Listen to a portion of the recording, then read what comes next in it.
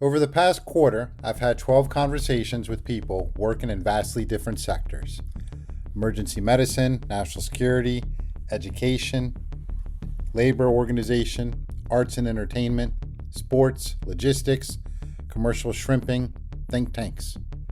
At first glance, these conversations appear unrelated. Different industries, different pressures, different vocabularies. And yet, when taken together, they trace a remarkably consistent pattern, one that is about strain. Not collapse, not dysfunction in the dramatic sense, but systems operating at the edge of sustainability while individuals quietly compensate. Welcome to Brungart Law's Lanyat, where we provide a little extra perspective through conversations with individuals from across the spectrum of society. I'm Maurice Brungart, your host. I enjoy engaging with experienced, knowledgeable, and passionate people for the opportunity it affords to enrich our understanding of the world through their eyes. The more we learn, the more likely we can become better versions of ourselves and guide others towards the same. Today's episode reflects upon what we have learned in our discussions with our last 12 guests. Across these conversations, I heard the same underlying story. Institutions remain functional precisely because individuals absorb cost that the systems themselves are structured not to acknowledge. Resilience has become a convenient myth. Resilience surfaced across episodes, but not in the way it's often celebrated. Resilience, as it is currently used, has become a flattering euphemism for endurance under strain. It suggests virtue in tolerating conditions that should instead trigger redesign. It shifts responsibility from the system to the individual while appearing compassionate. Emergency medical systems rely on professionals willing to work understaffed shifts in life and death environments. National security organizations praise mission focus while remaining reactive to predictable mental health consequences. Cultural institutions profit from artists' devotion without offering structural stability. Shrimpers work longer hours for shrinking margins, while global policy frameworks reward scale over stewardship. In each case, resilience delays accountability. What I heard was something very precise. People are compensating for systemic lag, policy lag, leadership lag, regulatory lag, or simply moral lag. The strain accumulates invisibly because it shows up first as fatigue, self-doubt, illness, or withdrawal at the individual level, rather than operational failure at the institutional level. By the time institutions register a problem, the damage has already been internalized. Institutions rarely fail first. One of the most persistent misconceptions about institutional breakdown is that it arrives loudly. In reality, failure tends to express itself quietly, inside people. A system does not collapse when performance dips. It collapses when people reach psychological, physical, or moral limits and no longer compensate. What looks like burnout is often delayed system recognition. What looks like individual breakdown is often the canary in the coal mine, an early warning signal ignored too long. My conversations repeatedly illustrated this inversion. The institution remains intact while the individual deteriorates. Success metrics stay green, outputs continue.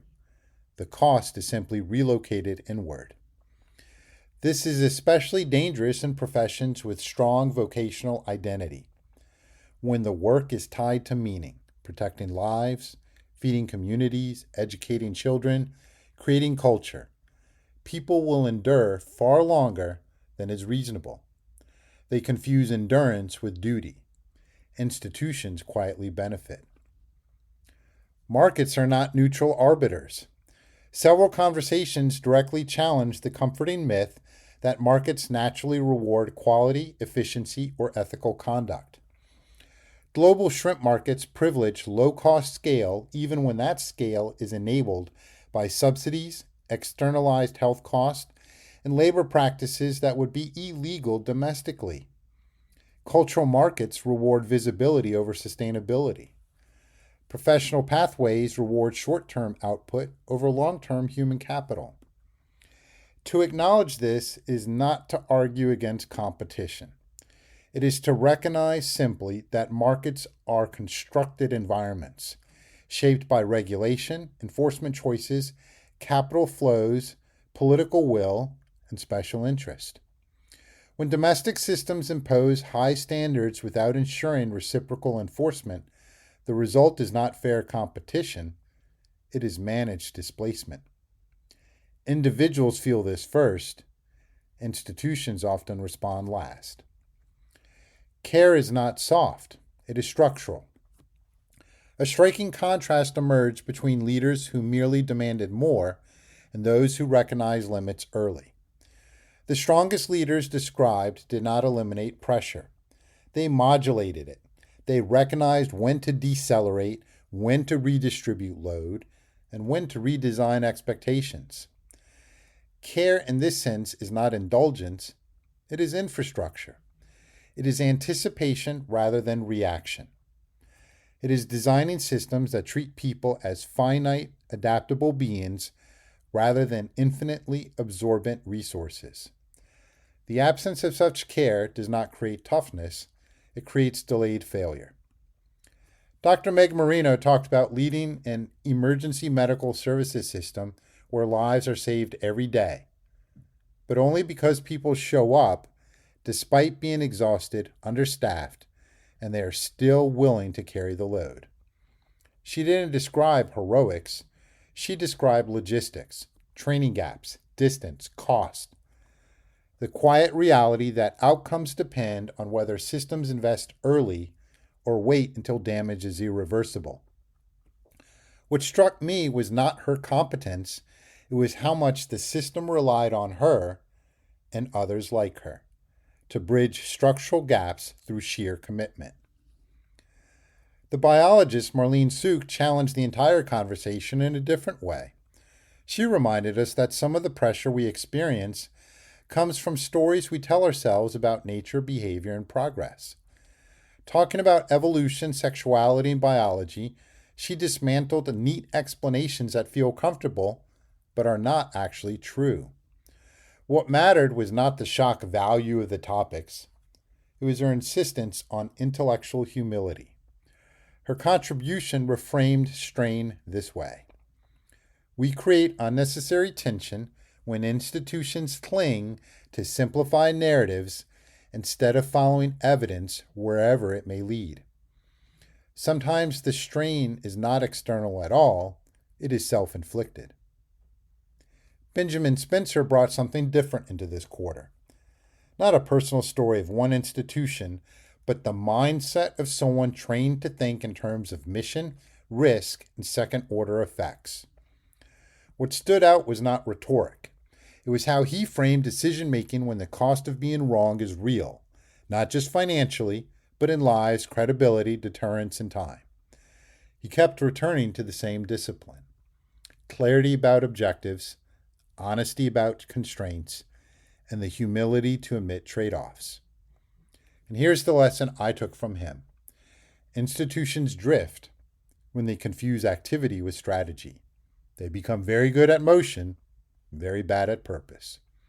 He made me think about how many organizations operate as if they have infinite runway, when in reality, they're spending readiness every day, often without recognizing it. That's a leadership lesson.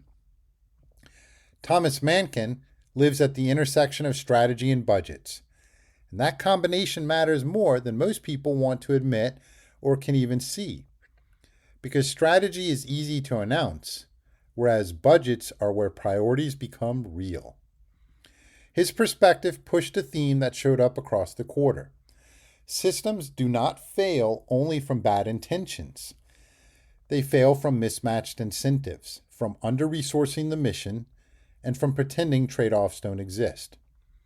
He framed it as a kind of national habit, wanting capability without paying for capacity, wanting outcomes without investing in the inputs. And the lesson I took from him was this. When institutions run too lean, they don't become efficient, they become brittle. They can look fine right up until the moment reality demands surge, redundancy, or resilience, and then we act surprised. Amanda Jones spoke from a world where strain is not exhaustion, it's confrontation. As a librarian during book bans, she described knowledge becoming a political target, professional judgment questioned, neutrality challenged, public pressure applied quietly but relentlessly. What struck me was her restraint. Her lesson was calm and firm. Intellectual freedom is not an abstraction. It is civic infrastructure. Institutions fail not only when they break, but when they abandon their principles under pressure. Ghislaine Arsenault spoke about the entertainment supply chain, how creativity depends on coordination, timing, and reliability, far removed from the spotlight. When that machinery works, nobody notices. When it fails, everyone does. His contribution reinforced a pattern. Entire industries rely on systems people only notice once they collapse. From Joshua Hong's perspective, we heard how artists, often romanticized as creative individuals, are in fact workers navigating precarious structures. He talked about negotiation not as confrontation, but as boundary setting in an industry that depends on passion to mask instability. His message cut through the mythology. Loving your work does not protect you from exploitation. Phil Andrews and Jess Saxon discussed how culture, governance, and performance interlock. Success on the fencing strip or on the field is not accidental. It reflects organizational norms, leadership choices, and how institutions define accountability. Their insight was quietly transferable. Outcomes reflect culture long before they reflect talent. Brian Greenberg described running Tipitina's, the legendary music venue in New Orleans, a place people experience for a few euphoric hours, while behind the scenes, it operates as a finely balanced machine. Staffing, compliance, safety, logistics. His lesson was practical but profound. Culture survives because someone manages the invisible work. When that labor goes unseen, it's also unsupported. Paul Limley talked about teaching not as a job, but as a civic obligation, one shaped by personal illness, institutional capacity, and moral responsibility. He contrasted elite education with under-resourced public systems, not to romanticize one or condemn the other, but to show how values get transmitted alongside curriculum. Educators stay because they believe in something larger than themselves, and that belief keeps systems running, long after they should have been repaired. His lesson was deceptively simple. When education becomes a catch-all for systemic failure, teachers absorb costs that were never theirs to bear. When we underinvest early, the damage doesn't announce itself immediately. It compounds. Then there was shrimping.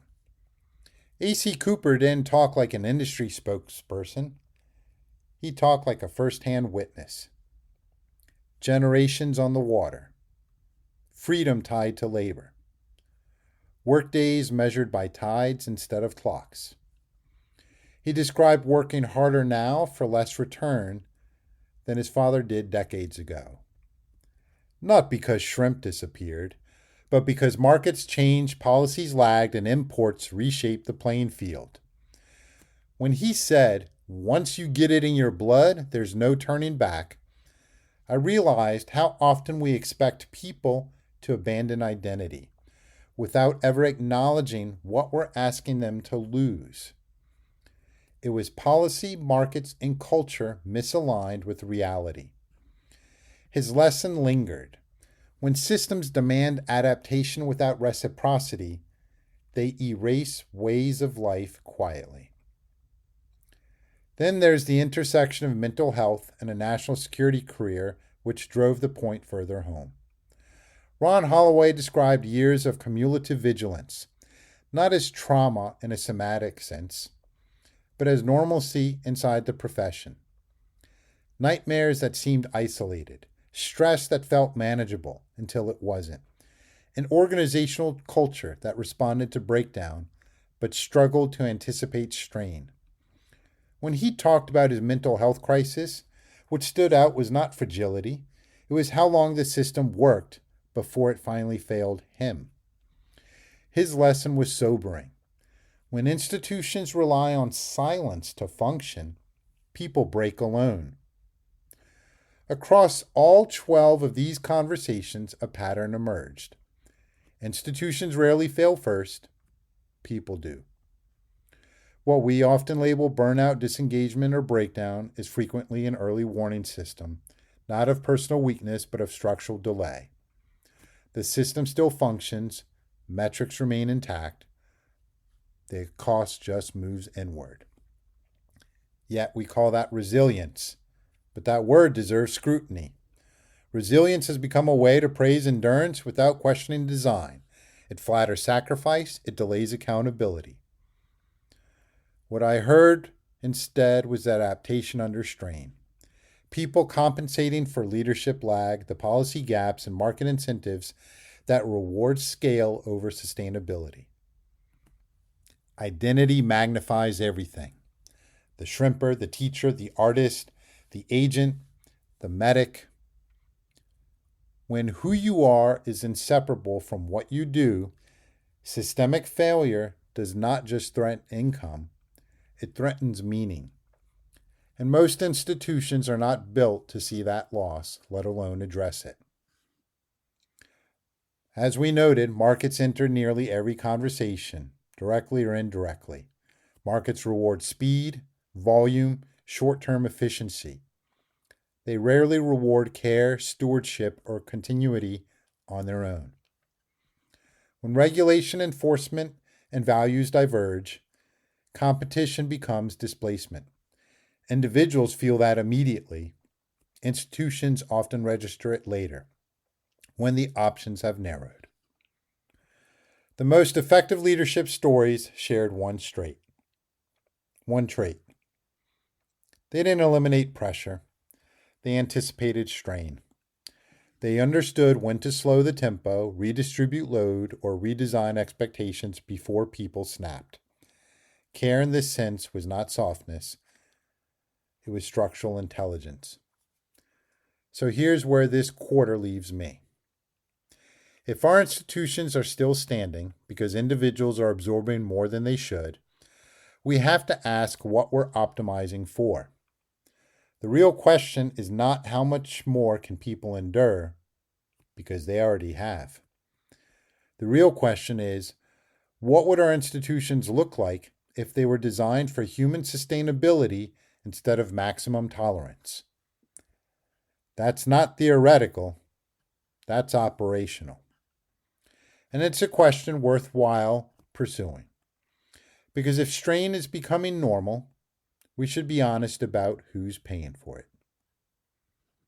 To our listeners, thank you for joining us on Brungart Law's Lanyard, where we provide a little extra perspective, because the devil is always in the details. Invite others to listen and give us your suggestions via the link, and join us for our next episode. Thanks again.